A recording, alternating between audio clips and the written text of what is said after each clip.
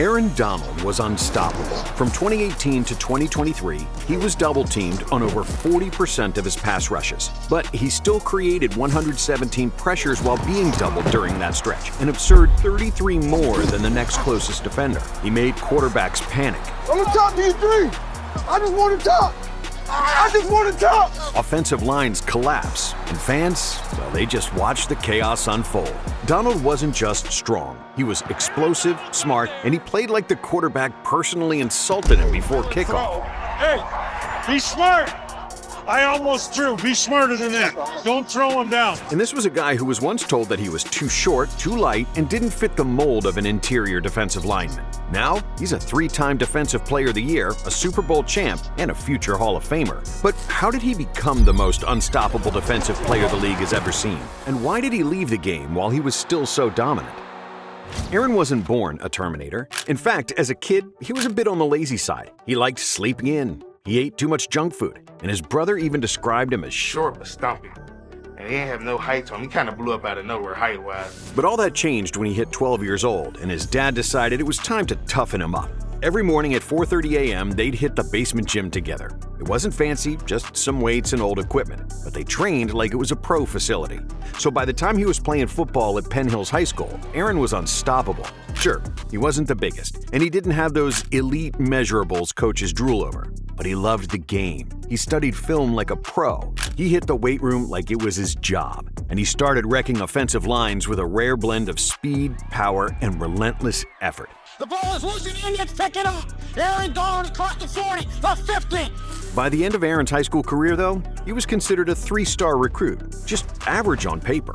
But paper never told the full story with Aaron Donald. And because of that, he had no buzz with the powerhouse schools and no hype. So Aaron decided to stay local, committing to Pitt. As a freshman, he got on the field early, which is rare for a defensive tackle. And by the time he was a sophomore, he was already making noise. Double-digit tackles for loss, multiple sacks. Coaches started to realize, this guy, he's different. But it was his senior year in 2013 that changed everything. 59 tackles, 28.5 tackles for loss, 11 sacks. One of the most dominant defensive tackle seasons of all time. And that season, he won basically every major defensive award. The Bronco Nagurski Trophy, the Chuck Bednarik Award, the Lombardi Award, and the Outland Trophy. At this point, you would think NFL scouts couldn't ignore him. But it was the same old story. Too short, too small, not your prototype defensive tackle. In fact, he was given a prospect grade of 5.90, meaning he was projected to be an average backup or special teamer at best. But then came the NFL Combine, where Donald ran a 4.68 40-yard dash, put up 35 bench press reps, and showed off freaky agility in the shuttle drills. He ended the Combine as the #1 rated defensive tackle in both production and athleticism score. Because of that, there was one man who was really interested in Donald, Ram defensive line coach Mike Waffle. So, with the 13th pick in the 2014 NFL Draft, the St. Louis Rams select Aaron Donald. The St. Louis Rams took a chance on the undersized kid from Pittsburgh, but it was a strange pick because the Rams already had 2 solid D tackles in Michael Brockers and Kendall Langford. However, by midseason, Aaron had shown that he deserved the starting role. Donald racked up 9 sacks and had 18 tackles for loss as a rookie. And it wasn't just about the stats either. When you watched the film, you could see it. He was bullying grown men, beating double teams, and forcing offenses to change their protection schemes. Quarterbacks started rushing throws, and offensive coordinators had to game plan around a rookie. By the end of the year, there was no debate.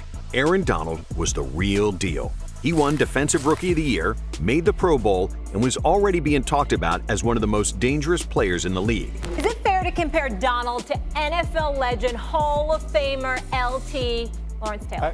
I kind of think it is. But for Donald, this was just a warm-up. In his first game of the sophomore campaign, he had 2 sacks and 9 total tackles against the Seahawks. That year, Donald racked up 11 sacks, 22 tackles for loss, and made his 2nd straight Pro Bowl. The Rams were struggling, but Donald was turning into every O-lineman's worst nightmare. Guards were getting embarrassed. Centers couldn't slow him down. And double teams, he treated them like practice drills.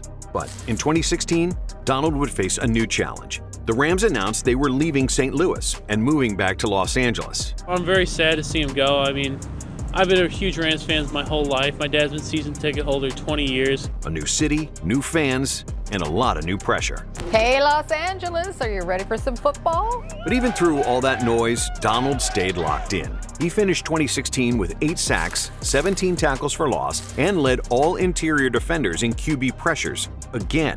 By now, scouts, fans, and teams were starting to realize that Aaron Donald might just be the best defensive player in football. So, naturally, you'd think the Rams would lock him up with a big contract, right? Yeah, no. Donald wanted to get paid like the best defender in football, and honestly, he had every right to ask for it. The Rams didn't budge, so he held out, skipped all of training camp. The Rams' contract dispute with defensive lineman Aaron Donald appears likely to spill over into the regular season. This now is the supreme challenge to come up with a defense that can be close to what it would have been had Aaron Donald been there. But then he decided that if the Rams weren't willing to pay him, holding out wouldn't help. He'd have to bet on himself and prove his worth on the field. And when he returned in Week 2 of 2017, it was like he never left. Donald exploded that season. He finished with 11 sacks, 27 QB hits, and a ridiculous 91 pressures, more than any other interior lineman by a mile. And remember, he was doing that from the inside while having to face double teams every single week. He wrecked games. He ended drives before they even started. Quarterbacks looked terrified in the pocket. And on top of that, the Rams finally turned the corner. First-year coach Sean McVay showed up. Jared Goff actually looked like the superstar he was expected to be when the Rams drafted him #1 overall a year ago, and the Rams went 11-5, making the playoffs for the first time in over a decade. They are the words fans have waited years to hear. The LA Rams in the playoffs. And Donald was the heart of that turnaround. By the end of the season, there was no debate. He was named Defensive Player of the Year. And after a season like that, the Rams finally came to their senses, giving Donald a 6-year, $135 million contract extension with $87 million guaranteed. The Rams just made Aaron Donald the highest paid defensive player in NFL history. Now, when most players get that kind of money, they get comfortable. They coast. They lose the hunger they once had. But not Aaron Donald. He got the bag and then turned around and had the most dominant season of his career.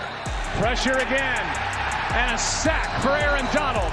No, scratch that. He had the most dominant season any defensive tackle has ever had. Midway through the 2018 season, he went on a stretch where he had 9.5 sacks in 5 games. And he wasn't racking those up against scrubs either. He was blowing up Pro Bowl linemen like they were traffic cones. He finished 2018 with 20.5 sacks, which is insane production on its own. But when you remember that he was playing defensive tackle, not edge rusher, that number is even crazier. Aaron set an all-time NFL record for sacks by an interior lineman. He also racked up 41 QB hits, 25 tackles for loss, and 4 forced fumbles. He was practically living in the backfield. But here's the even more insane part. Donald was double-teamed over 40% of his pass rushes, a trend that would continue all the way to 2023. Get one-on-one. One-on-one, migo, huh? Teams were throwing everything at him. Guards, centers, chip blocks, extra protection, and he was still winning, constantly. Keenum in trouble.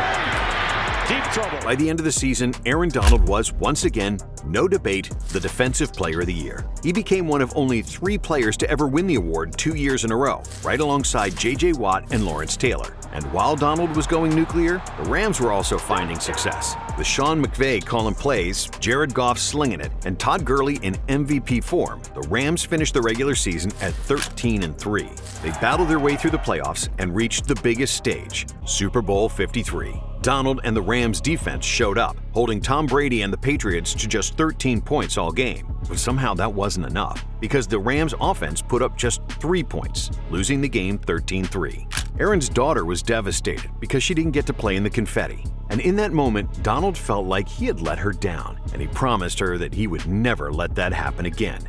But in 2019, the Rams regressed, finishing just 9-7 and missing the playoffs entirely. There hasn't been a lot of conversation about just how bad the Rams have been this year. This is a team that was in the Super Bowl a year ago, that at this point last year looked like the best team in football. Their offense doesn't look right. The quarterback got paid. He doesn't look right. The defense doesn't look good. What's going on with the Rams? Donald was still fantastic, finishing the year with 12.5 sacks and making his 5th straight All-Pro first team. But it wasn't enough, so he took his game to another level. He came into 2020 with that same terrifying blend of speed, strength, and technique he'd become known for. And once again, he turned the entire league upside down. Donald finished the season with 13.5 sacks, 28 QB hits, 14 tackles for loss, and 4 forced fumbles. Ball is out. Rams have it. Oh, and he led the league in total pressures, too. The Rams defense as a whole was elite. With Jalen Ramsey locking down receivers in the secondary and Donald leading the charge up front, they finished as the #1 ranked defense in the NFL, giving up both the fewest points and yards.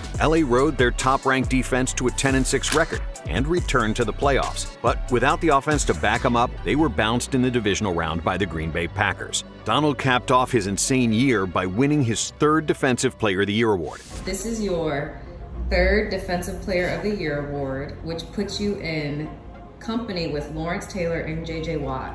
And just like that, the debate wasn't, is Aaron Donald the best defensive player in the league? Aaron Donald is the Michael Jordan of football. The gap between him and the next dude that plays his position is so huge, it's unbelievable.